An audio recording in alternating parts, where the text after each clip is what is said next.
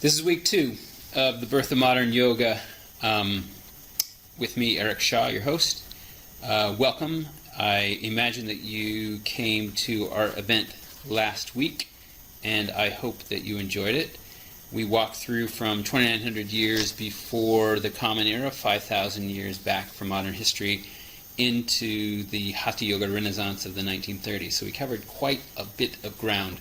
We looked at Swami Vivekananda, we looked at the birth of Hatha Yoga, we looked at the evolution of posture systems, we looked at the history of India a bit and the kingdoms there that co-opted the yogis, or in the case of the Muslims invading, kind of wiped out certain demographics of yoga practice, which gave birth to other demographics of yoga practice, in this case the destruction of Tantra and the birth of Hatha Yoga. We looked at the Bhagavad Gita and its genesis point of Bhakti Yoga, and how it opened a gate for the internal view of experience, which opened a wider creative set of possibilities in Tantra. So a bunch of things right all over the map. We also looked at the Upanishads and the Vedas. But this week we launch off from that point where we started, or rather left off last week, which was the Hatha Yoga Renaissance of 1930s India.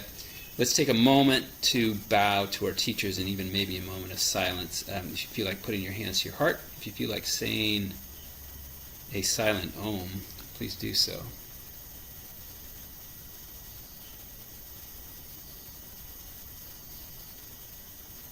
And I bow to my teachers in their various guises, and I'm grateful for the download of understanding they've given me, my understanding of my world and myself and this topic that's before you, the history of modern yoga.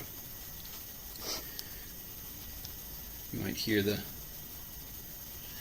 insects chirping outside my window. I'm here in Bali, Indonesia. Happy moment for me, and eager to share this stuff with you.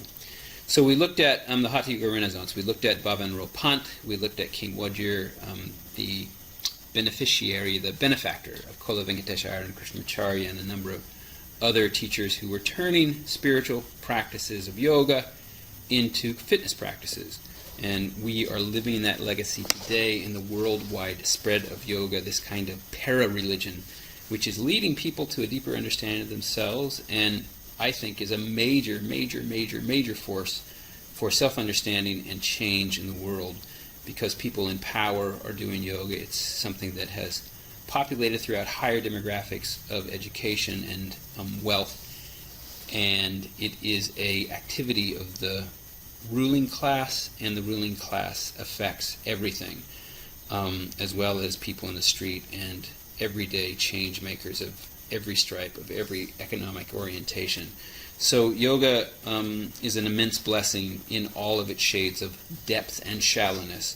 And much of the modern tradition began right here in the various locations of India: Rishikesh in the north, Mysore in the southwest, Calcutta in the east, and the... what other locations should we look at there? Swami Vivekananda was all over the place, but it's mainly Mysore, Calcutta, and Rishikesh. So we won't go too much into that. We'll jump right into the political relationships between the Nehrus, who were the leading ruling class of India. Nehru, Jawaharlal Nehru was the chief lieutenant of Gandhi, and learned at his knee. He spent time in jail himself, and a lot of the time when these cats were in jail, they were learning to do yoga. You look in the upper right-hand register, you see an image of Nehru alongside Swami Kuvalananda, who was a leader in the Hatha Yoga Renaissance. We didn't have him in that previous slide, but he was rubbing shoulders with Krishnamacharya, and I believe he was also sponsored by King Wajir in his laboratory work to explore the scientific. He was a scientist, a devoted scientist, devoted to and exploring the empirical results of yoga. How did it affect the body? How did it affect the metabolism? How did it affect health? He had a well-outfitted laboratory which was well supported by his benefactors, and he was active in the early 20s, studied under Sri Madhavadasiji, purportedly 123-year-old yogi who also taught Sri Yogendra, learned yoga therapy, and early in his career had studied under a more militaristic guru named Manak Rao in the early 1900s, and Manak Rao was part of this early wave, very early wave of the Hatha Yoga Renaissance in India, which was blending athletic practices with yoga, though he didn't fully systematize it like some others. Kuvalayananda went on to a very successful career, published a magazine named Yoga Mimamsa, in which he reported on his scientific findings, and he was sponsored by the Nehrus. They were big fans of yoga, partly because, like I said, Nehru had learned yoga in jail, that's the report, and he had been in correspondence with Kuvalayananda to learn about yoga practice while he was in jail, just like Gandhi was. There we see Nehru on the left with Vishnu Ghosh, a character we've been introduced to earlier in the lecture. He was on the previous slide there, down in the lower left in his muscle-bound pose. There he is on the left of Nehru, and on his right is Buddha Bose, and Buddha Bose was a lieutenant of Vishnu Ghosh on the right of Nehru, or on the left of Nehru. Beautiful plant there in the middle. Nice couch they're sitting on. And all three of them are looking mighty confident. Nehru was rubbing shoulders here with Vishnu Ghosh. They were both in Calcutta, centered in Calcutta. So here we see this association again of Nehru with yoga and as a member of the ruling class, throwing his weight behind it. His daughter, you may or may not know, was Indira Gandhi, who was a longtime ruler of India too, up into the 90s, 94 I believe. And there we see her with Indra Devi to her left, the great champion of yoga, also taught by Sri Krishnamacharya, who traveled the world and taught yoga throughout Russia, Venezuela, South America, Central America, Europe, and was obviously known by Indira Gandhi. At least they met at one point. In the middle we see the presidential palace and Nehru doing a headstand there, and to the extreme right we see Indira Gandhi with Dhairendra Brahmachari, who was a guru of the presidential court, a sage sort of like of old times who was hanging out and advising the leaders of the country. Dhairendra Brahmachari was a controversial figure. It is said that Nehru met him when he was helicoptering over the Himalayas, the mountains in the north, and he just saw this sadhu walking in the snow and directed his pilot to land so that he could meet him. And he was so impressed that he said, "Meet me in the presidential palace." And apparently Dhairendra Brahmachari said, "Okay, yeah, I'll be there in a few days." And so their rather storied relationship began. He was the court guru, the advisor to the kings, as it were, even though we're talking about a democratically elected leadership. He gained great power, and he has a legacy in the modern day that you probably don't know about. We'll talk about that in a minute. He studied with a guy named Sri Kartikeya, who very much little is known, though it's said that he was part of an ancient lineage, and he was a pretty impressive cat. He taught some really unique styles of yoga, but if you have ever taken a Kundalini yoga class, you would be familiar with these types of repetitive movements, strong breath practices of every type, and not such an exclusive focus on asana, and definitely not developing asana precision like we get from the Iyengar tradition, though he was very adept at posture. I don't know if I have that in the next slide or not. No, I guess I don't, but there are many pictures of him doing elaborate postures. So he was a posture master, but he was also a master of pranayama and this very unusual kind of athleticized style of practice that if we have the cursor working, maybe we can see a movie about Coolio. This is going to run, guys. So, running listeners, maybe we'll get some sound. See what happens here. Sukshma Vayam. This is the style of yoga he taught. Exercising the subtle. Sukshma means subtle. Vyayam means exercise. I think I'm not getting the sound of it, so maybe we'll just see what happens. But I'll just talk a little bit over this as it launches itself into it. A city like any other. Everyone on the move. Okay, well, Hustle and bustle. So I'll just talk over it. But ponder a while and see what actually happens. Yes, most of them look supercharged. But in fact, they are merely on their way to work. All day, but they come home and they're tired. And then it will they start the day with a bang. And soon the chairborne army lose themselves in files and books and paper. Exhausting work for the brain, but work that doesn't demand physical exertion. And then show him doing some live motion. They're at it for 8 hours or more every day. Files, books, papers, discussions and counter-arguments. We're going to get to that point because I'm not sure I'm going to hang out here. Let's see how long I can talk about Dhairya Brahmachari and these images. So, like I say, and when it's time to close the files and books and papers, they rise from their chairs looking very much like worn-out rags. Indeed, a tired, listless army of men and women, now undercharged. A sad but true commentary on life in our cities. Access point to power, and someone sort of the office girl returns home, sweet home. He's hardly exercised a muscle, but you'd think he's done nothing else all day long.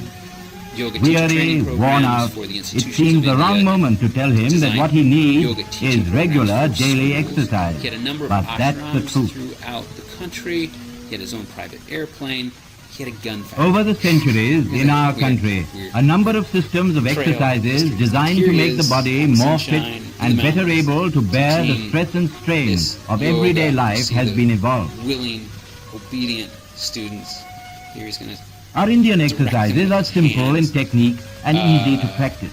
They generally require little time and no accessories, and are suitable for all, young and old. The best time for exercise is in the morning, before breakfast. At this time, the vitality of the body is at its highest.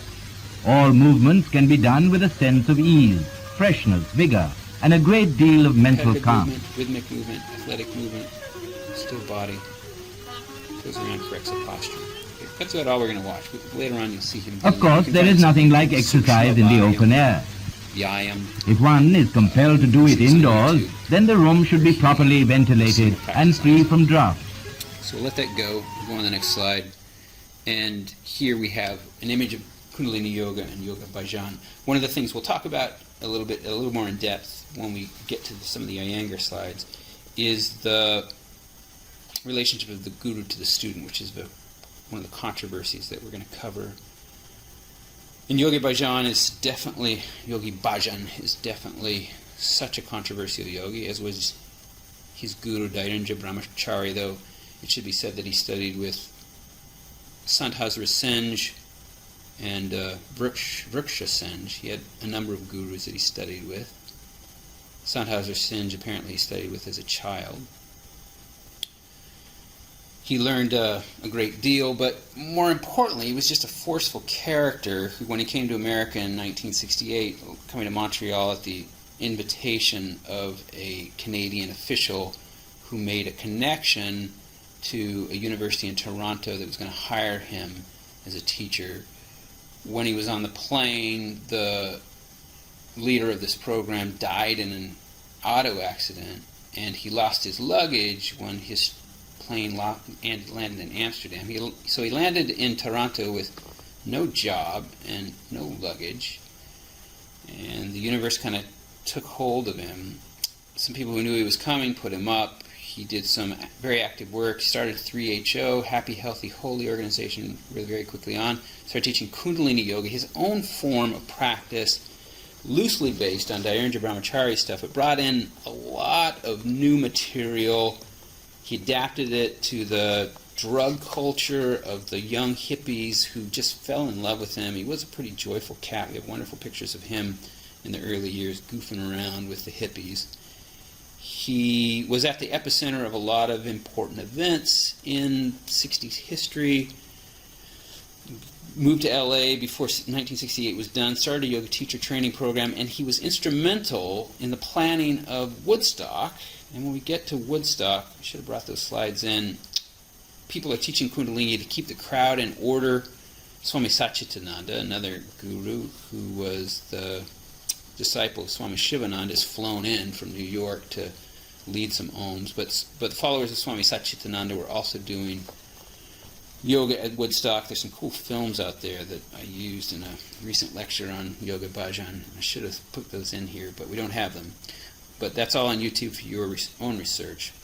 But Kundalini Yoga really hit the ground running. That's the upshot. He was deeply influential in the hotbed of the 60s, when people were starting to look to Eastern practices because they were disenchanted with the spiritual forms of the West. Mainly this new generation of the baby boomers who were changing culture, another way in which yoga was threaded in with a major cultural movement.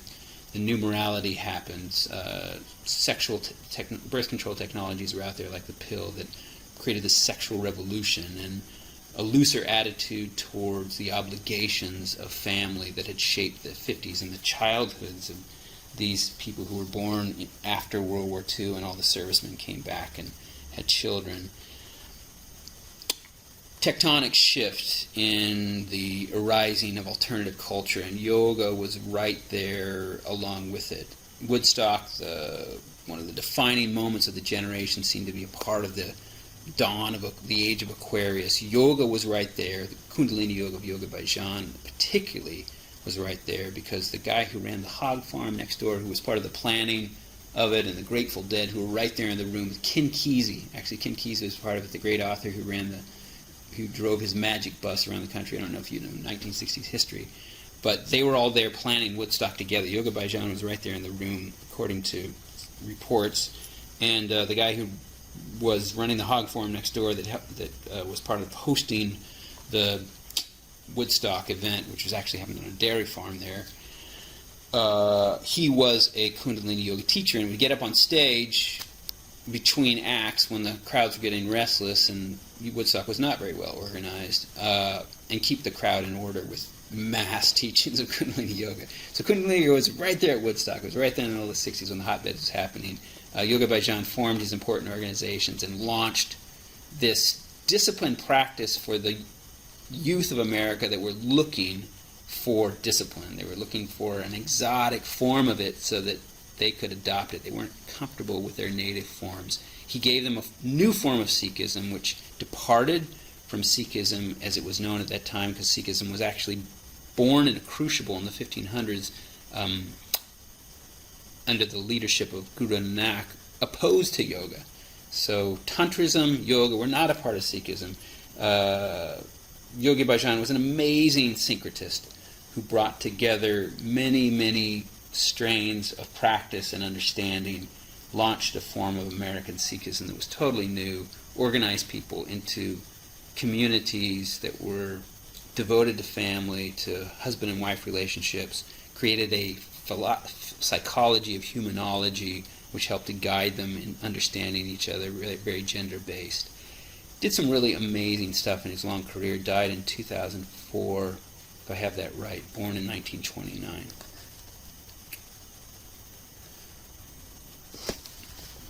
And here we're going to trace another line of lineage from the Hatha Yoga Renaissance, one that I foreshadowed in the previous lecture of last week. Here in this cool picture we see, I believe it was taken in Calcutta in 1936, when Paramahansa Yogananda, the famous author of Autobiography of a Yogi and the leader of the Self-Realization Fellowship, who was sent to America by his guru Sri Yukteswar in 1920, hit the ground running, was very successful. His brother Bishnu Ghosh, as I've mentioned before, there on the left, was the guru Bikram Chaudhary of hot yoga fame. and he was born in 1903, and opened up a gym in 1923 devoted to Hatha Yoga and bodybuilding, wrote books also on this practice. He was a Hatha Yogi, and Paramahansa Yogananda was also a Hatha Yogi when he came to America. Sri Yukteswar taught them both. Here's a picture of Ghosh with this kind of trim body, but his muscular build comes from one of his books. And here he is in 1970, the year of his death. He's filled out a bit, and he's there at the Yoga College of India that his protege, Bikram Choudhury, has launched. And here you can see the address there, Beverly Hills. Lineage right there, very direct. Right from the Hatha Yoga Renaissance down to the modern day, Bikram Choudhury is still alive, though fighting his own battle, actually, which he's recently lost, against charges of mistreating his own students. He's paying a civil suit, several $million.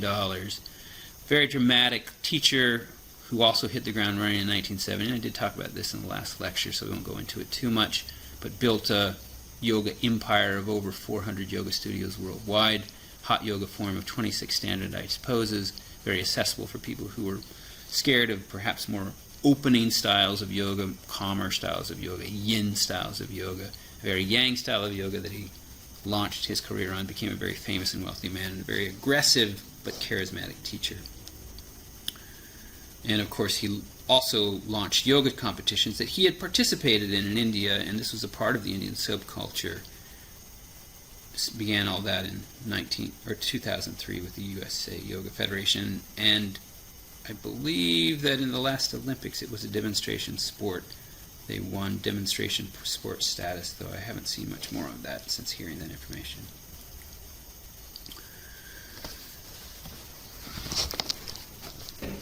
So here we get to the big man in the room, Sri Tirumalai Krishnamacharya, born in 1888, died in 1989, about 100 years and 7 months old, if I have that correctly, just over 100 years old.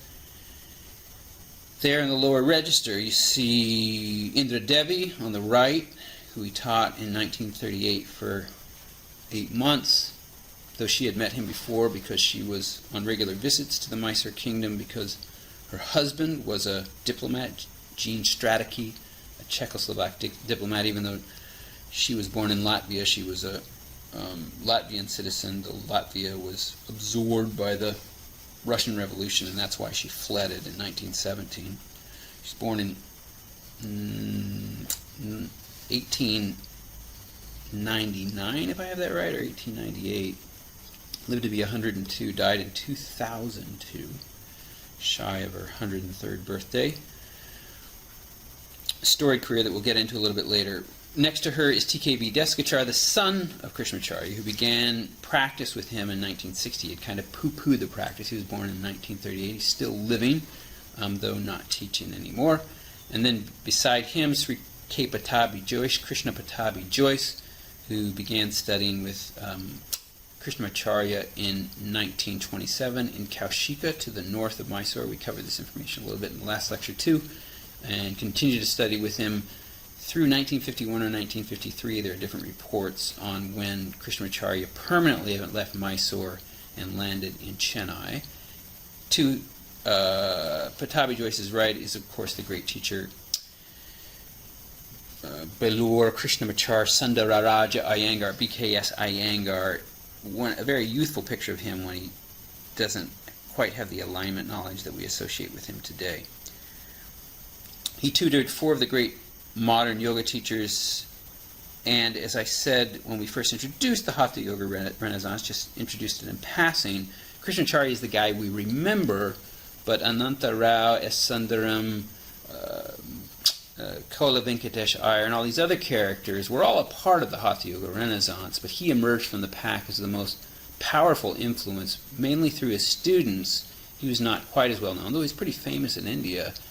Something came through Krishnamacharya which was so potent and powerful. So let's look at this cat a little bit more closely. I won't quite go to the next slide. Let me say a few more things. He he had the equivalent of 6 PhDs. He'd studied the Sat Darshanas, the 6 major philosophical styles of India. He was a master of Sanskrit. He was a master of the veena, which is a musical instrument. He was a terrific gardener. He was an amazing cook. Iyengar said his food was like madhupakam, like honey. Master of Hatha Yoga, master, that is, of the postures, master of yoga therapy. He was a master of his tradition, one of the last people who was such a polymath. He knew so much, done so much self-study, done so much exterior study in universities in Varanasi, studied yoga, supposedly in a cave in Tibet or Nepal, under Brahma Moharan Brahmachari, supposedly a 200-year-old yogi, studied Buddhist yoga in Afghanistan, studied yoga therapy in Calcutta, ended up in Mysore, ended up in Bangalore, where he married Iyengar's sister at the age of 11, Namagiriyama. He outlived her. He was 37 years old at the time. He made an alliance with the Iyengar family. They were both high Brahmins. But walking it back a bit, just to look at his career, a very storied and long career. His guru told him to marry and make a living only by yoga, so he went out and did that. That was a déclassé. That was not a privileged position. He was invited to be a kind of pontiff, a kind of pope of the Parakala Math, which was an extremely influential monastery in Mysore that advised the kings of Mysore. He was invited twice. The first time he was invited, they found somebody else. He died sometime later, that pope.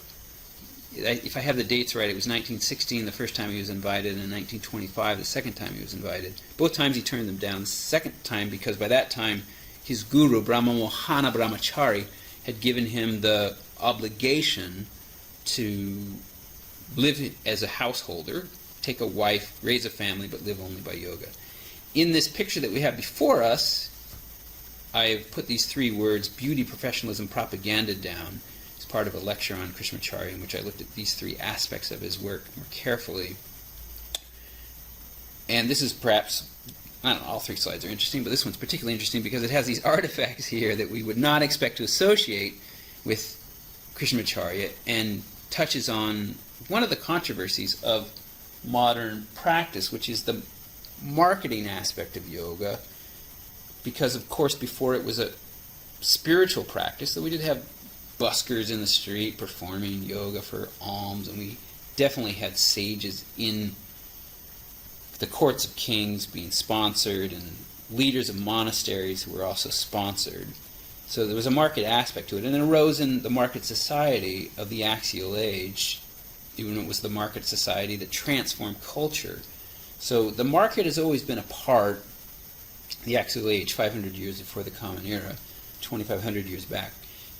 The market has always been a part of the movement forward of yoga. We think of yoga also, just another point here, we think of yoga as being born in agrarian societies in some shamanistic setting, and it definitely took influence from such cultures, but it bloomed, it exploded in the midst of civilization, in the midst of civic cultures, because people were feeling the same pressures we feel today of being isolated in ego existence, and yoga arose as a solution to that problem, which was the problem of the axial age. It was the problem of analytical dispositions which arose from market economies. You learn to count numbers, you learn to trade goods, you develop a vocation which isolates you in an identity which is apart from the tribe. You take yourself out of tribal contexts which feel immortal, which feel less individualized, and you have to solve this problem of individual death. Yoga arose to solve that problem, gave us the doctrine of karma. I touched on that a little bit before, but there I fleshed it out a little bit more for you. But just a roundabout way of tying yoga into the evolution of culture which moves forward hand in hand with market economies, because market economies are at the base of developed societies. We wouldn't imagine it, but Krishnamacharya advertised. We wouldn't think he would have had to, with blessings that he was carrying. Here we see a poster that he put up in Chennai when he moved there after 1951 or 1953.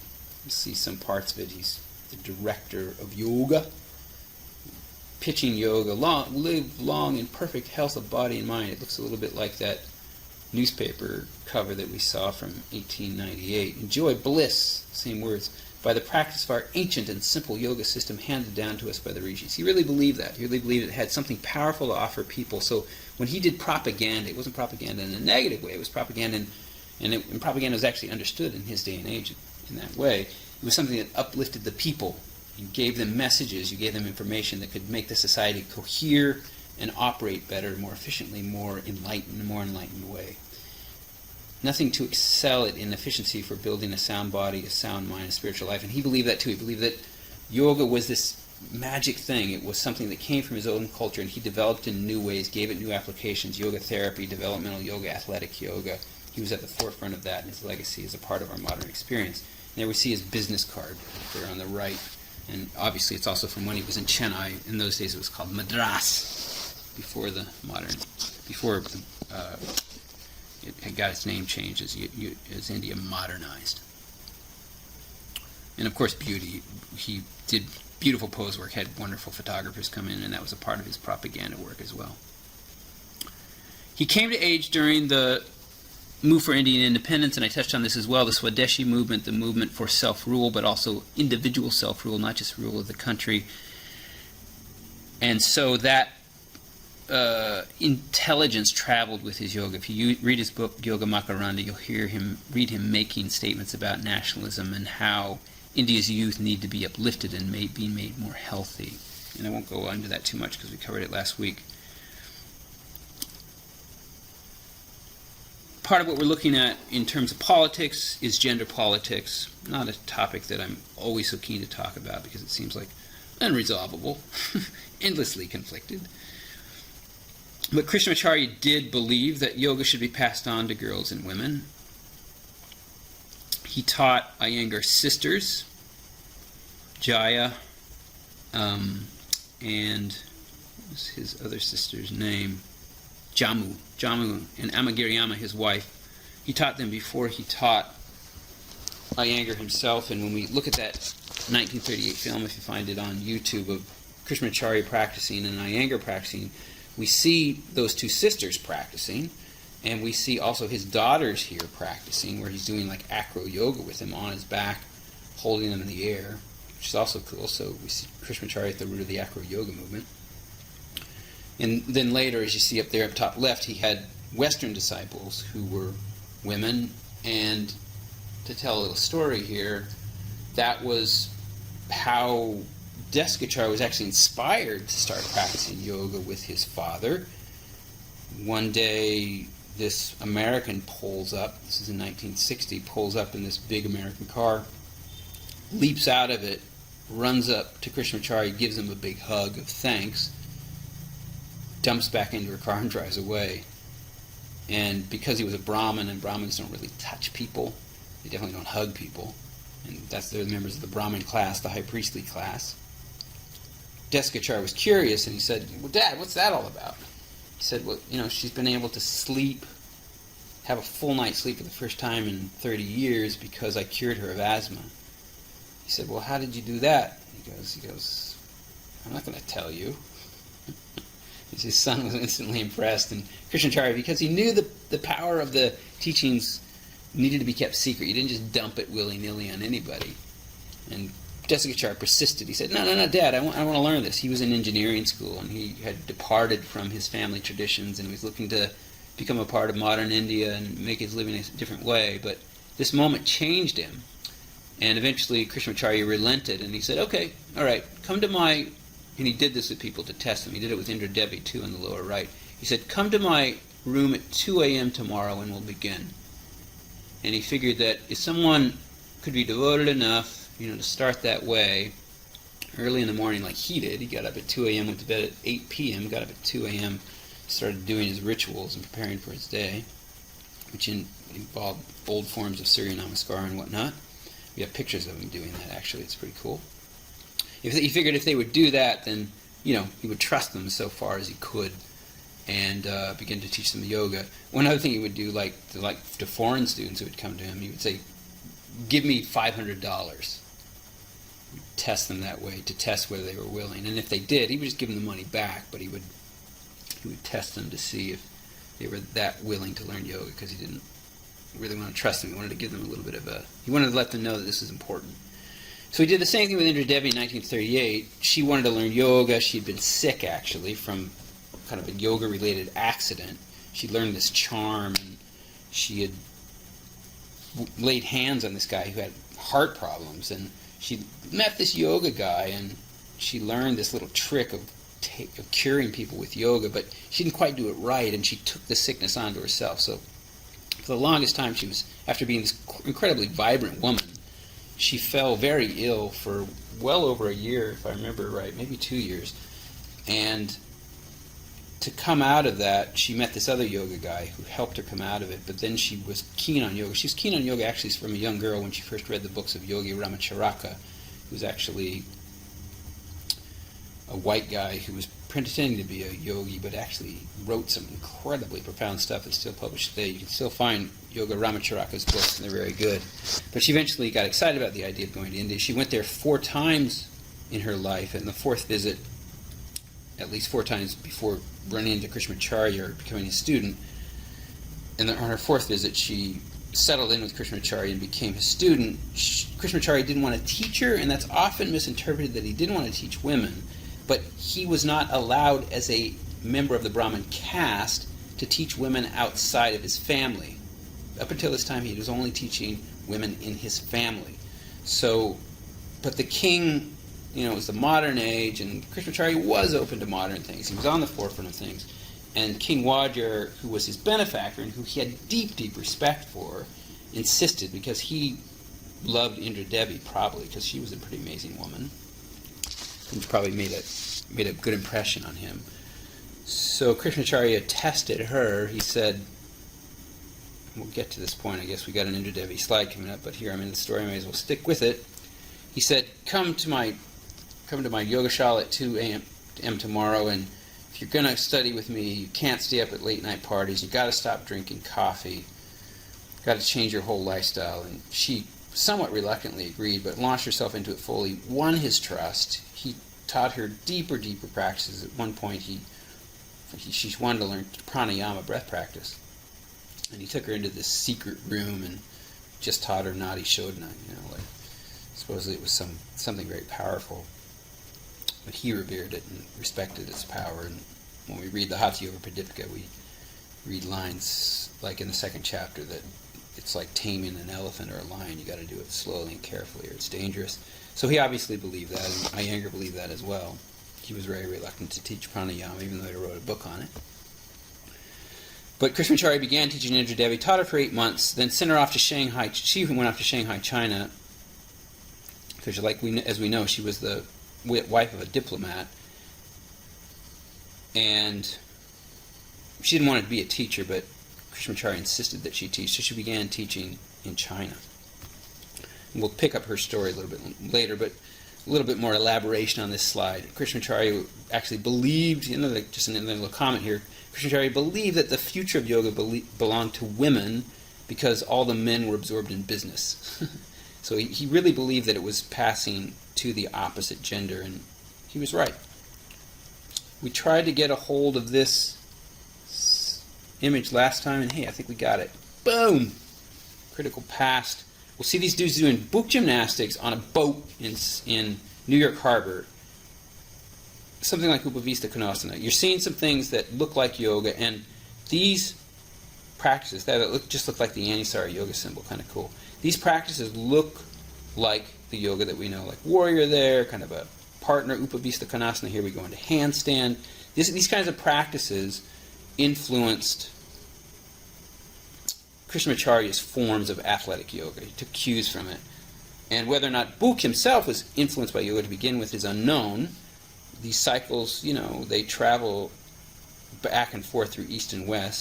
So in Singleton's work that I mentioned before, Mark Singleton, who wrote the book called Yoga Body, The Origins of Modern Posture Practice, if I have that subtitle correct, says that Book influenced Krishnamacharya, but we don't know who influenced Book.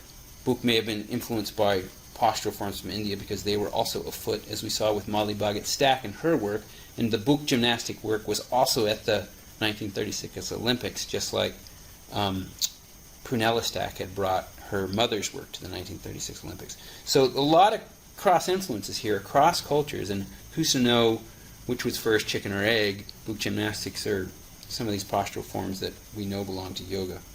Like those forms in the middle, we see those in the Padangustasana, Uttita Padangustasana, where she's holding the leg up. We see that in very old sculptural forms from India. So who's to say? We see headstand. We saw that in the images from the Ocean of Life.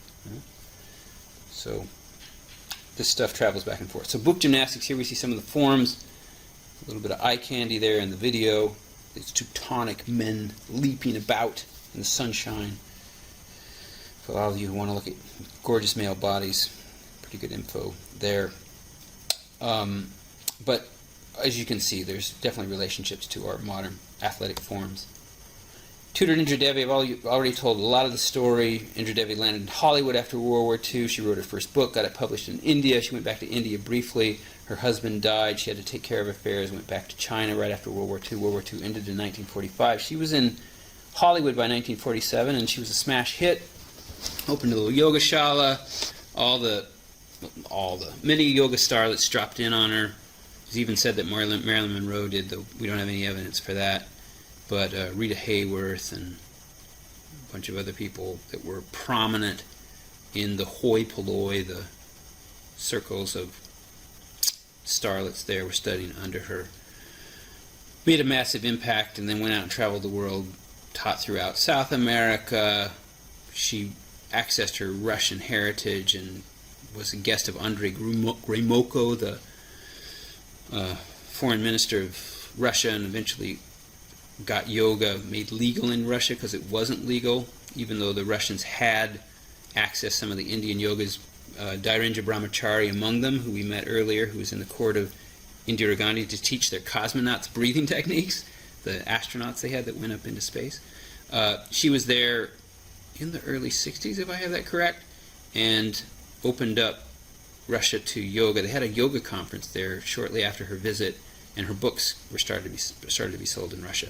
So she was this crazy world traveler. She had taught this dude who was the leader of the revolution against Manuel Noriega in Panama. We read all this in Michelle Goldberg's new book, The Goddess Pose, which is a wonderful, very readable, well-researched biography of Indra Devi. Just came out in this last year. She influenced this guy who actually led the Panamanian Revolution because of what he'd learned from Indra Devi in yoga, that he could trust the universe and act for the good, and his own life didn't matter. So she was just one of these Zelig type figures. She's at the center of every kind of major event in world history. When she left Krishnamacharya, she went to teach yoga in the bedroom of Madame Chiang Kai-shek, who was the wife of Chiang Kai-shek, the guy who was leading the nationalist fighters in the battle with the communists for the future of China. And at that point, they were fighting the Japanese, because Japan had invaded China in 1936. She was in the Weimar movement, the hotbed of German avant-garde art, after she left Latvia after the Russian Revolution in 1970 and ended up in Berlin. Where else is she in a key moment in, if that's not enough? Very influential figure in the right place at the right time.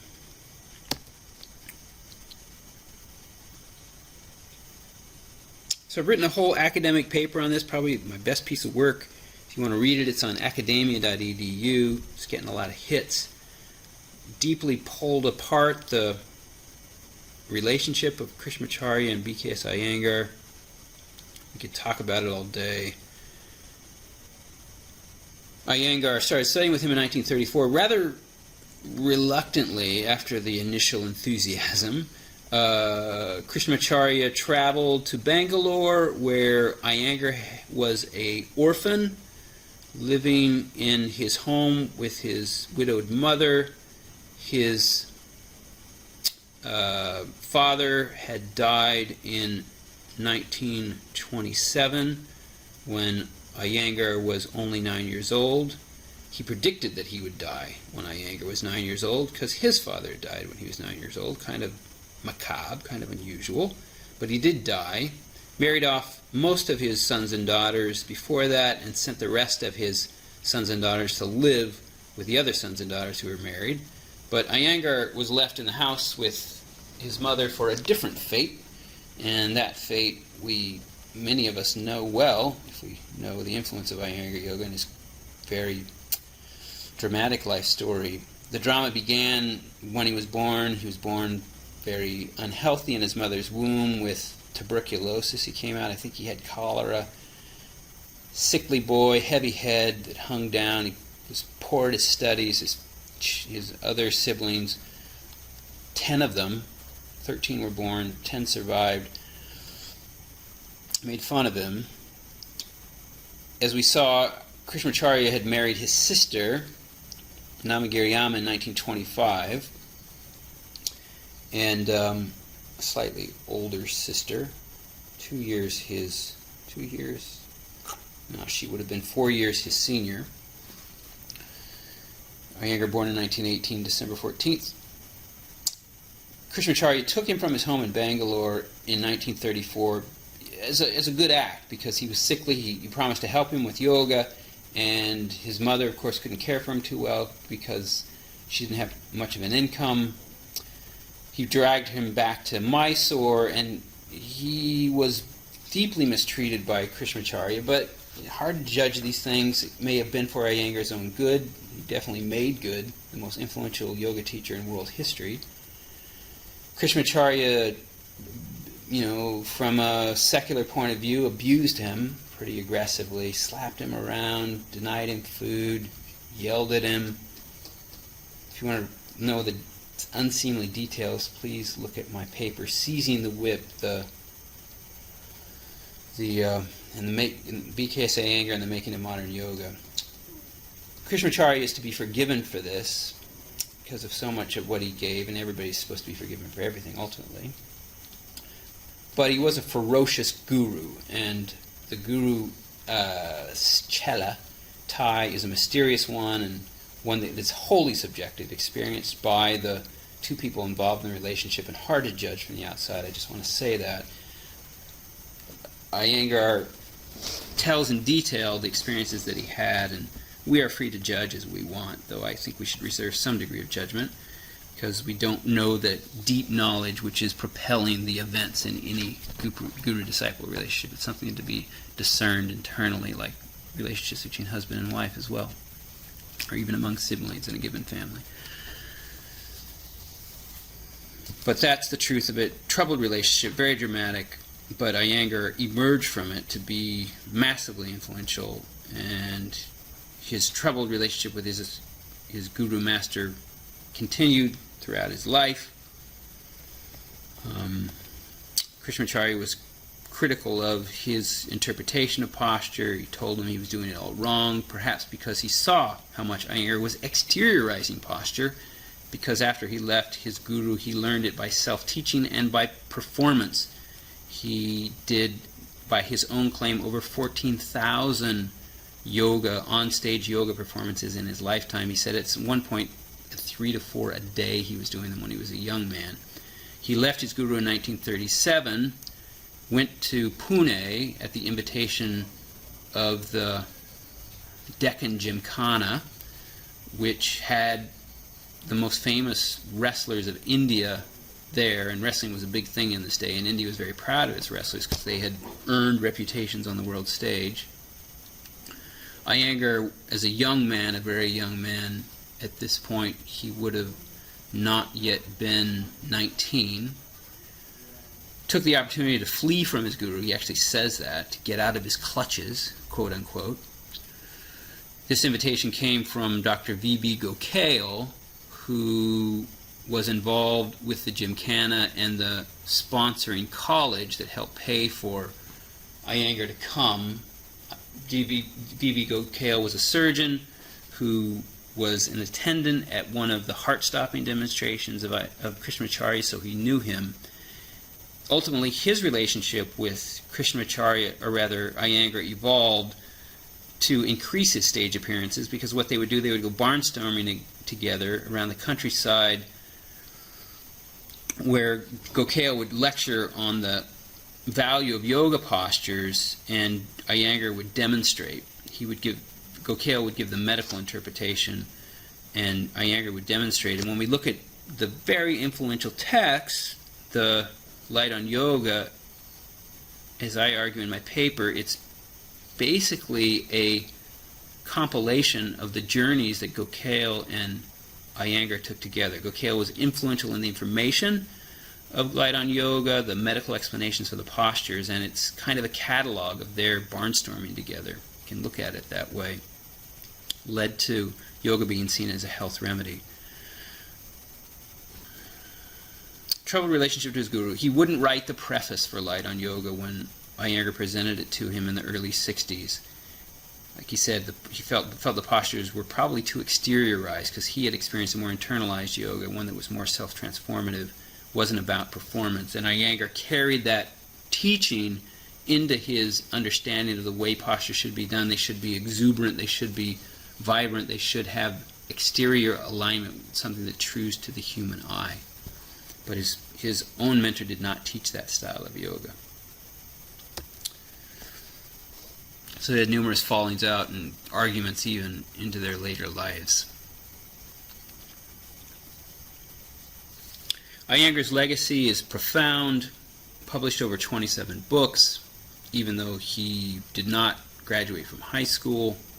Taught famous people like Yehudi Menuhin, there in the upper right, someone who gave him entree into high society in the West.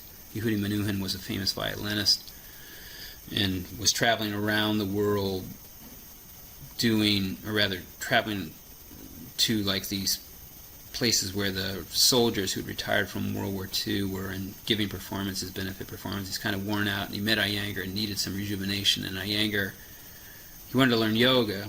He's curious about yoga and alternative styles of practice, and Iyengar basically put him into Shavasana and came out of it and said, "That's the most rest I've ever been. Like, you got to help me. You're going to be my yoga master." And so he did. He became his yoga master, and he took Iyengar all around the world.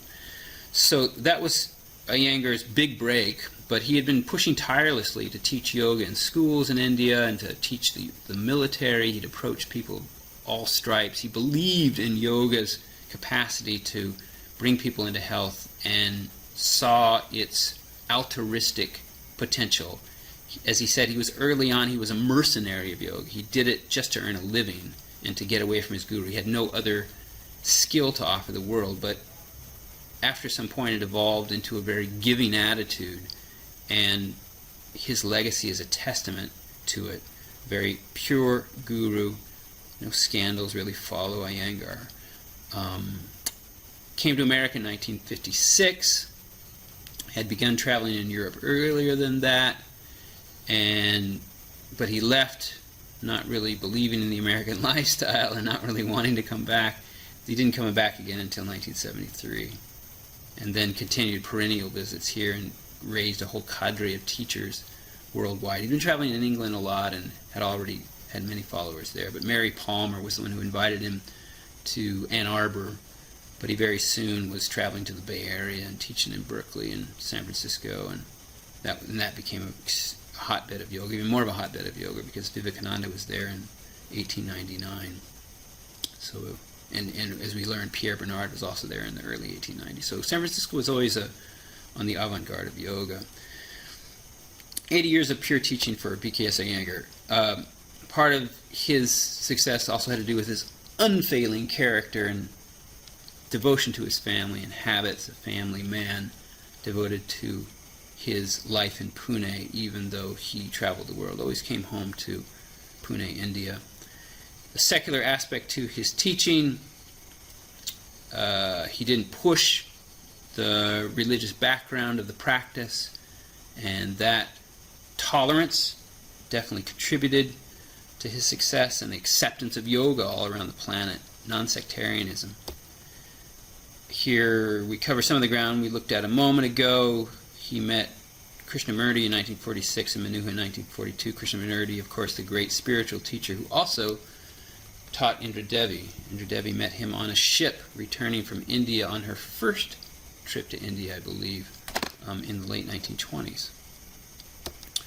Iyengar's yoga was shaped in the cauldron of performance, as I suggest before, and he testifies to this himself. He had ambitions to be a dancer and approached Uday Shankar, the great syncretist of ballet and Indian dance, who was known throughout the world, and he wanted to trade yoga lessons for dance lessons. This was in 1946, if I have the date correct. Uday Shankar refused him, and Iyengar says, so my ambitions in dance died, but he ended up turning yoga practice into a high art, its performance into a high art. And that's significant because it was seen as contortion before then. It was seen as kind of a circus act, and he uplifted it through his nobility of his understanding of the nobility of practice and his role in bringing yoga to the world. He really transformed the way yoga was seen in performance, and then later, of course, in Light on Yoga, where he gave us a new vision of posture that was tied to beauty and health. He took it firmly out of the vision of the yogi on the bed of nails, the dirty yogi in the street. He had been preceded in this by Theos Bernard, who had published his book Hatha Yoga, the report of a personal experience. There we see it in German. Ein Erfahrungsbericht aus Indien und Tibet. Oh, that was also about his trips to Tibet. He went to Tibet. He was a Tibetan explorer. And we touched on him earlier. I believe we did. He traveled to Tibet in the 1938, if I have the date right, became a famous, very famous person after that. He took tons of film, and they just showed these films. I saw them recently at the University of California. Tons of film of ancient Tibet, and they're one of our enduring records of what it looked like before the Chinese invasions of the 1950s and where much of the culture was destroyed. He went there and he learned things about Tantrism in the Tibetan form, but before that he traveled throughout India and learned from many gurus and became something of a posture master himself. What's important and germane to our discussion is that his book was influential throughout the world. It was also published by Allen and Unwin, the people who would publish Light on Yoga, and it attempted to show posture as a glamorous activity. As you can see in the three pictures here of Theos Bernard on the top and to the upper top and the right, and then the fourth image down, he got a good photography, had his hair done well, and it was well lit, and he attempted to make yoga look beautiful. But as you can also see, his posture mastery didn't have the same performance aspect as Iyengar's. He didn't understand alignment. You can see his feet turned inward in that top pose. He's kind of dumping into his low back. His shoulders are kind of hunched, both in his Dhanurasana pose and in his upward dog pose. We see similar failings in the poses of Swami Vishnudevananda, who we've touched on earlier. He was the key disciple of Swami Shivananda, who did die in 1963. I did have that date right, born in 1887, if I have that early birth date right. I think I have that right. But Swami Vishnudevananda didn't die in 1963. That was Swami Shivananda, his master. He came to America in 1958, Swami Vishnudevananda. By 1960, he published this book, The Complete Illustrated Book of Yoga, and it became this instant, powerful bestseller, which helped him pay for ashrams all throughout North America. And here we see some of his pose work. This was the dominant book of the day. Hatha Yoga, the report of a personal experience, was also very popular, but millions of copies were sold of the Complete Illustrated Book of Yoga, and you see the postural forms of Devananda. In foundational posture and the basic architecture, he equaled Iyengar. He could do all the poses, but he didn't have performativity, that word on our left. He didn't understand how to work an audience. He didn't understand how to present his body so that it radiated with prana, with life energy. Iyengar learned to move prana in his body through performance. And therefore it had this exterior aspect, this shining forth aspect, which made it terribly compelling. When you open light on yoga, and many people did, it became a profound bestseller. It's still a bestseller. And it's acclaimed as the Bible of yoga. You see these amazing postures by Iyengar, and they're just compelling. You want to do them. You want to try them. And then the copy in the book, which is about, the text that is, which is about health, helps us invite this practice in. It's not some weird thing about some spiritual tradition that we know nothing about, Hinduism, which people are always kind of suspicious of even in the modern day, but even more so then. He cleaned it up. He presented it as something that the West could understand. He appropriated yoga for his own understanding, and then he exported it to the West. He brought it to the West as an evangelist. The West didn't steal this practice from India. That kind of understanding of cultural appropriation is utterly wrong when we look at the historical record. It was brought here, propagated here by Indians, and they wanted us to have it. But that's just a little preface, a little explanation on the way posture evolved in the modern day. We're looking at the 1960s here, about 55 years ago.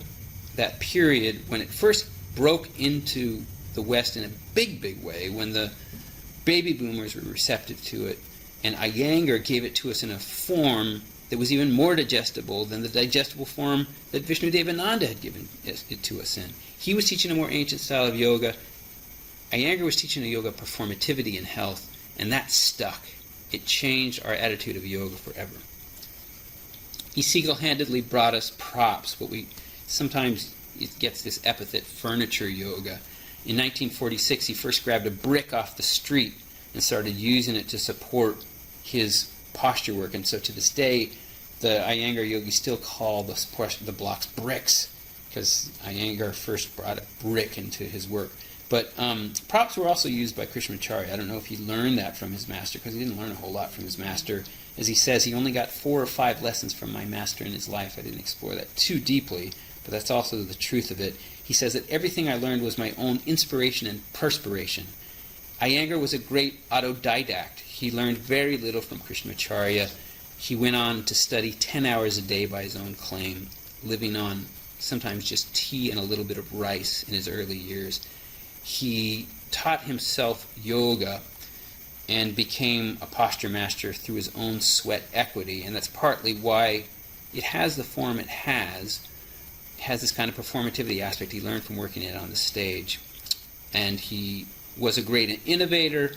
He brought props in and learned to support the postures. He had his kind of birthed his own forms of yoga therapy where he learned to heal people with the practice, and the props were a big part of it. It supported people to do dramatic poses in a supported way so that they could either do the pose at all and therefore support their health, or gradually find their way to do the full pose. Extremely intelligent use of props, elaborated to a great degree by Iyengar's unceasing experimentation and practice. He also, of course, articulated the theory of alignment beginning in 1975. He'd been aligning his pose work all along, but at one point he brought out some photographs. He wanted to really get to the basics. He wanted to figure out how his postures differed from his students. He started drawing lines on the photographs, and he realized that his limbs were aligned. And from that point on, he developed this theory, and it has changed our understanding of practice and how practice is taught. If you walk into a class these days of any adept yoga teacher, you're basically going to get a lesson in how to align the body. You're not going to get a lesson in how to transcend the material reality of our world through developing your physical body for meditative practices, which is what Hatha Yoga was, and that's its higher intent. We have a proprioceptive yoga, a yoga which tunes us into the sensations in our body and teaches us to dwell in our body, and it's a somatic psychology yoga. It's a yoga that allows the psychic material to flow in the midst of that experience of bodily sensation and clears us of our samskaras, of our attachments. So it's a new route, in a way, into the technologies of Hatha Yoga. it often drops its high aim of Kundalini arising, and Iyengar intentionally avoided that teaching. He thought it was too powerful. He didn't think that the West was ready for it, just like K. Pattabhi Jois obviously thought the same thing. He understood the power of Kundalini, and he didn't teach it. There's mention of this in many of his personal statements. And he also set up shop, or I should say Osho, Bhagavan, what's his name?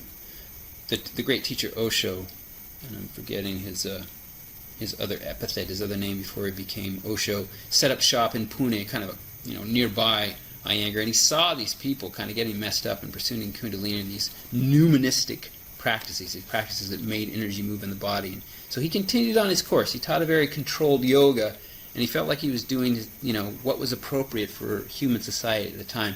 Get these practices down, learn to contain the energy, control your body, and then if Kundalini really does arise, you have a base from which to control its movement and understand its unfolding, because you've already gained great insight into the pranic movement, the energetic movement of your own body. He was a wise cat. He took the strange mysticism of yogic culture and he demystified it. He made yoga into a health practice. Here you can see these crazy yogis. No one would have wanted to imitate these people, but they definitely would have wanted to imitate B.K.S. Iyengar because he was glamorous and beautiful and the poses looked really neat.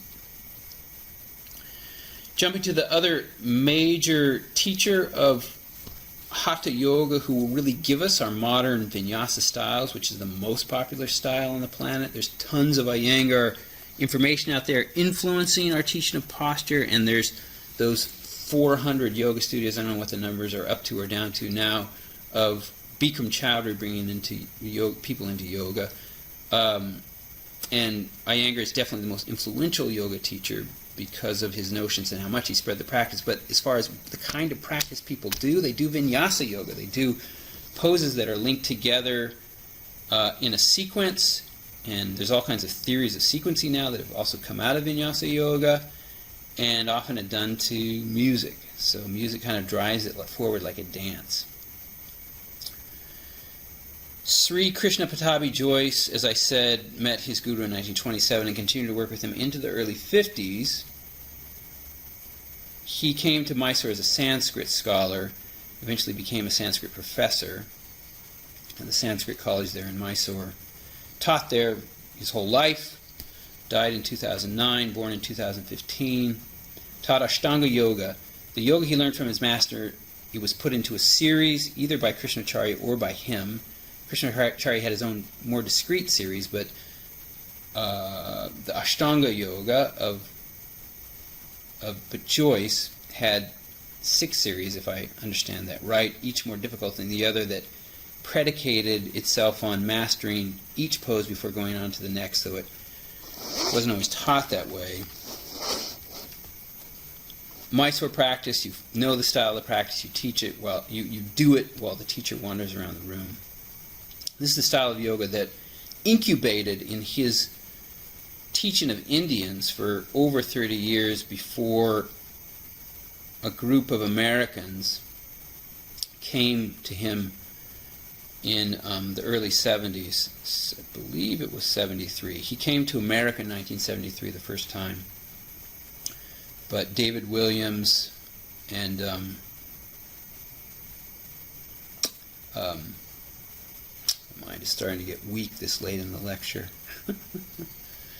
And 2 other Americans, whose names will come to me shortly, were instrumental in bringing him to the United States and bringing him to the world because of that, bringing his practices to the United States where they would be transformed into vinyasa yoga. Krishnamacharya before this had done the work of melding his practice with vyayam, athletic practices of Indian wrestling, which involved these movements that we know as the up dog, down dog, and chaturanga, up dog, down dog, plank and chaturanga, which were part of the dans. Dan means stick, and this is a movement that was constantly done by the wrestlers as a part of their practice. They would do thousands of these movements in a single workout. And then the batak, which was the bending knee pose, he integrated these things into the classic mild worship of the sun practice that he had learned and made it a more athletic practice and taught it to young boys. So this is some of the origins of this type of pose work, which is really moving yoga pose work. It integrated aspects of Indian wrestling, Vyayam, Indian wrestling, physical culture, fitness practice. Krishna Patabi Joyce, and here we're going to see those people's names. Last chance to remember them before I show you the slide. My mind is just getting mushy at this point. Krishna Patabi Joyce, 1915 to 2009. And here we see Nancy Gilguff, that's right, Norman Allen. Norman Allen, they were all in Pondicherry, which is the southern part of India, and they met Manju Joyce, who was the son of K. Patabi Joyce. And he was doing this crazy, funky, athletic yoga that had come through Krishnamacharya, and all three of them got excited about it. They wanted to learn from the master, and Manju said, nah, he doesn't teach Westerners. Don't even think about it. But they did think about it, and they were insistent, and they went up to Mysore, and they convinced Joyce to teach them. Norman Allen stayed on. He's over there on the left. He stayed on and with a few breaks until 1980, and when he came back to New York and started teaching. Nancy Gilguff and David Williams returned to Encinitas, where they had a yoga studio, started teaching the practice, and they brought K. Patabi Joyce on his first American visit to Encinitas, California, south of L.A. in 1973, and he continued to come. He came in 75, shaded over into 76, and if I have this right, he came again in late 1976, came in 1978, and came in 1980 to Maui, where David Williams had relocated almost instantly after K. Patabi Joyce's first visit in 1973, and gave his yoga studio to Manju, who hung out in Encinitas and had a glorious life as a yoga teacher. Nancy Gilguff also went back to Hawaii, and both of them have remained there to this day. But they are the discoverers, so to speak, of Ashtanga Yoga, and responsible for bringing the Vinyasa revolution to the United States, because the Ashtanga practice was very, in short order, broken down by Tim Miller and Roger Cole, who was actually an Iyengar teacher, into a Vinyasa flow. They called what they were doing Surya Namaskara C, because the Surya Namaskara practices had A and B in them already, and this new form they called C. So we have Ashtanga Vinyasa, which is Patabi Joyce's form. We have Vinyasa Krama. Krama means step through moving yoga, or Vinyasa literally means precise placement. And Krishnamacharya believed that the limb should be placed precisely, sort of like the elements of the Agnihotra, the Vinyasa fire ritual, and that's where that word Vinyasa comes from. Precise placement comes from this ancient ritual from the Vedas, but he adapted the name for his step-by-step posture work, which prepared you for each pose. That's why it was called krama. All these jump-throughs and stuff were to prepare you for each given pose. We see those sequences, like I say, in that book, Yoga Makaranda, that was published in 1934. This is the yoga he taught to Joyce. He named it Ashtanga Vinyasa. Ashtanga, of course, 8 limbs, which comes from the Yoga Sutras, the philosophical basis for much of yoga history, even though it was transformed in profound ways in the Tantric tradition before it came to Hatha Yoga, as we saw. Going back to that previous slide, we see Tim Miller there with K. Patabi Joyce. He was the first certified Ashtanga Vinyasa teacher, and that was only because he kind of yanked K. Patabi Joyce's chain to make him a certification. He said, I want to be certified. Joyce said, okay, we'll figure something out. And had him do a performance, made up a little certificate, and Tim Miller got that from him. Chuck Miller and Matty Ezrady ran Yoga Works in the early 80s, and most of the famous yoga teachers you know today, Shiva Ray, John Friend, Eric Schiffman, Sean Korn, Paul Grilly, Rod Stryker, all those people were studying at Yoga Works in the early 80s. This was like the second Hatha Yoga Renaissance. It really was. I'm sure that when we look back in yoga history, we'll name it that. They owned Yoga Works. They sold it to some financiers in the early 2000s. I think the year was 2006, and it became this big operation which now has 40 studios. But Chuck Miller and Matty Ezerdy is now on the teaching circuit again. They're responsible for kind of holding space for these early Ashtanga yogis and others who were experimenting with the forms that we are the beneficiaries of today. Beryl Binder Birch was operating on the other coast, though. She broke down the Ashtanga practice into what she called power yoga, published 2 books on it in the 1990s with her husband. She's kind of the grande dame of Ashtanga yoga today, still is on the circuit teaching her simplified form of yoga that she adapted for runners, because her husband was a Olympic level runner, if I remember that correctly, very high competition. They needed some yoga to keep them healthy, keep their limbs open, and he became a huge fan of it, and so they teamed up and taught this form of power yoga, which Johnny Kess simultaneously invented at the same time on the West Coast. So they both kind of get equal billing, but Beryl Birch was the woman who published the book, so we give more credit to her.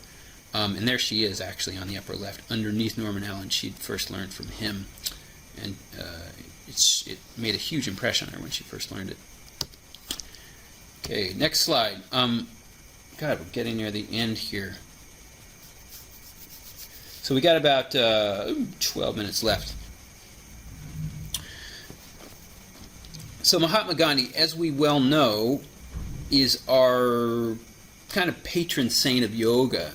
Whenever we are talking about the deeper potentiality of the practice and its ethical dimensions, and because we so much see ethics, especially in alternative culture, as an activity of civic involvement and political activism, Gandhi has even greater prominence because he was the guy who blended self-transformation through the yogic path with political agitation, political activity, and achieved the fantastic result of freeing the nation of India from British rule in 1947 and 1948.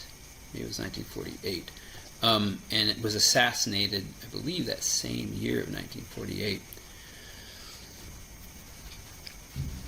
So he, the man, Mahatma Gandhi, be the change you want to see in the world. He is the patron saint of our modern yoga practice, and did so much to blend the idea of social reform, take that idea even further than the Brahmo Samaj had, as we had learned in our previous lecture, into the political sphere. One thing I didn't mention about the Brahmo Samaj, though there were intimations of it, is that those people became the leaders of modern India. They were the root change makers that incubated the class of people that went on to agitate in the forefront for Indian independence, forming the Indian National Congress and kind of political structures light, which eventually came into power when the Indian Raj ended after World War II.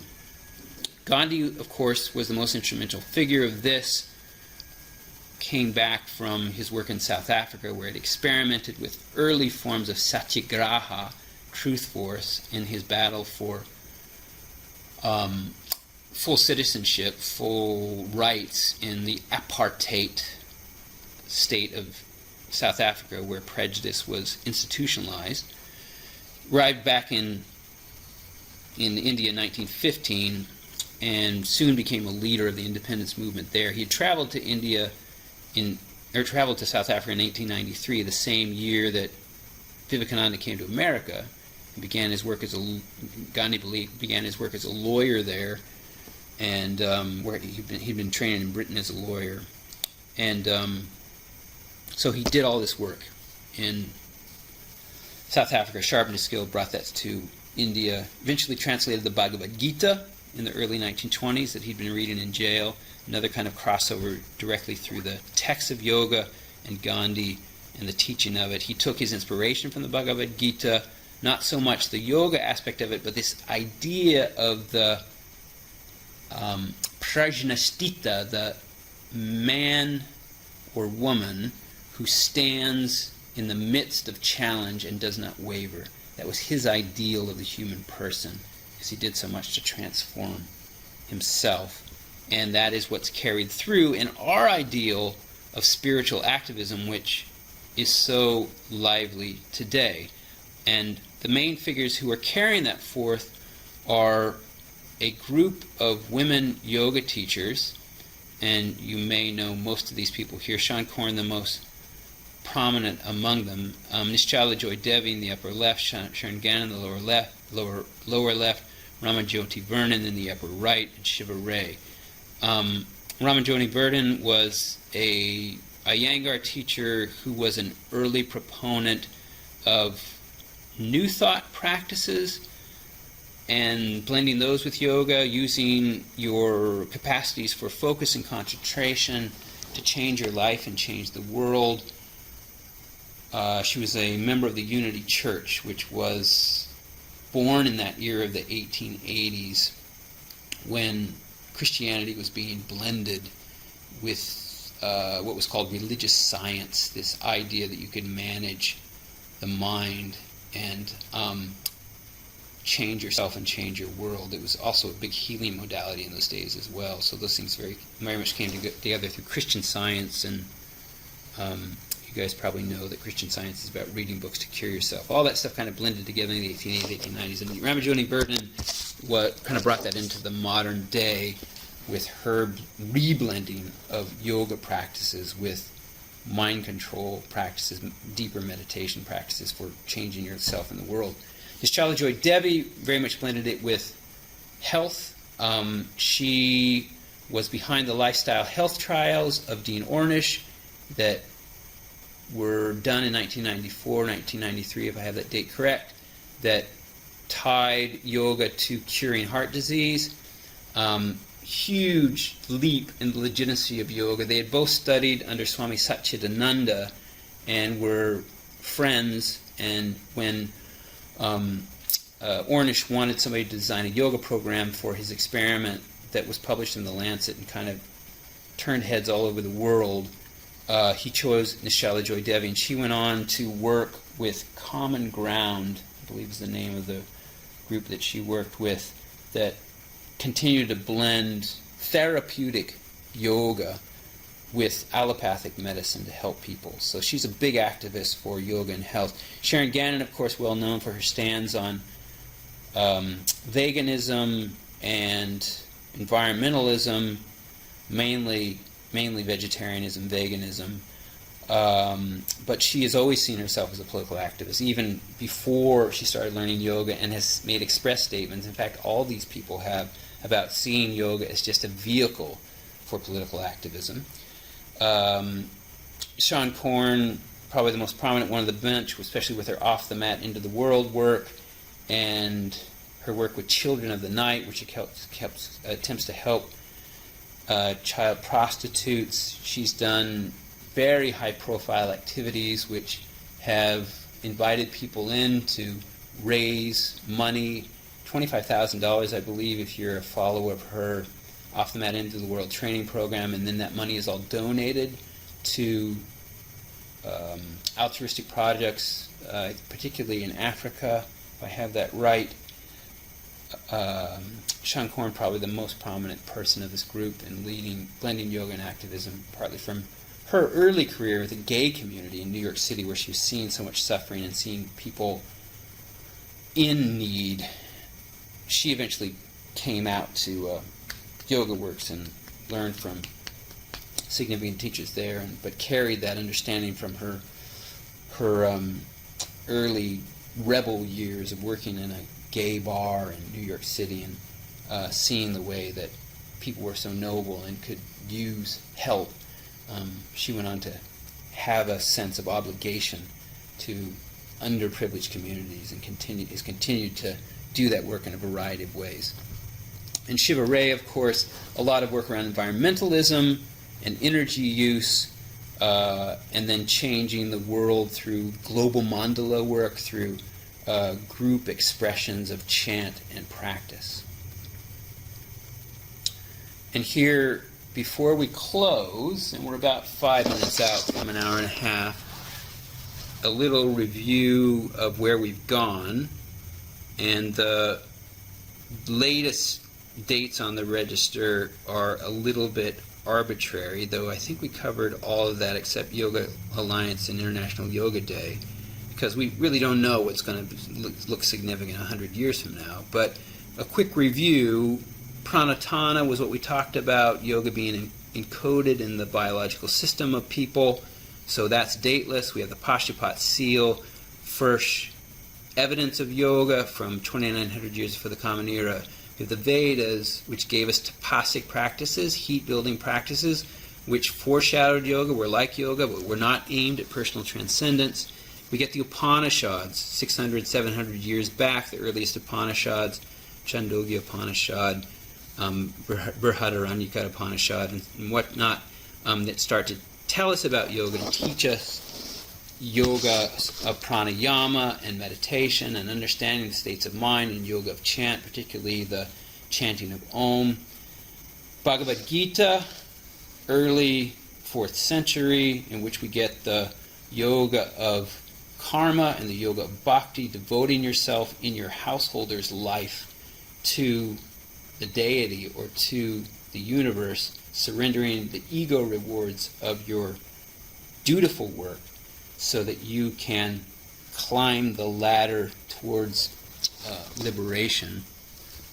Yoga Sutras, a cessative yoga in the late 4th century, early 5th century, some dates now are putting it back even more, where we get a yoga mainly for the yoga striver, but when this book is interpreted by Krishnamacharya and his followers, it's adapted to householder life. But a key, elegant text, 196 sutras, which train us up into a yoga of the mind. Tantra premieres shortly afterward. The work of the Bhagavad Gita opened up the door to creative forms, creative approaches to the technologies of self-transformation. Hatha Yoga is born from that after the Muslim invasions kind of crushed the tantric institutions. Hatha Yoga Pradipika, the key expression of Hatha Yoga in its most coherent form that we still look to today, putting asanas first in a series of practices, asanas, pranayamas, mudras, and then the push towards samadhi in the state of kaivalya. That book systematized the practice for our easy use. It's a readable book, a short book, just like Sutra and Bhagavad Gita, elegant expression, and therefore it's persisted to this time. We still look at it, take it as a keynote for understanding the physical yoga practices. The Orientalists, I didn't mention them, a group of mainly British scholars who translated early yoga texts and helped bring them to the world and influence the philosophical disposition of the West so that it had a deeper appreciation for the philosophies of India, and I think a deeper understanding of the universe thereby, because India's understanding of the universe was always deeper. Modern yoga is birthed in 1893 with the exoteric practices of Swami Vivekananda. He brought them out into public teaching, not taught them in secret. And then the Hatha Yoga Renaissance of 1930, in which it was transformed into athletic practices. Light on Yoga, I've mentioned, was a key book where we get a yoga of beauty and performance, and people want to imitate the practice and do yoga for more reasons other than just the spiritual benefits.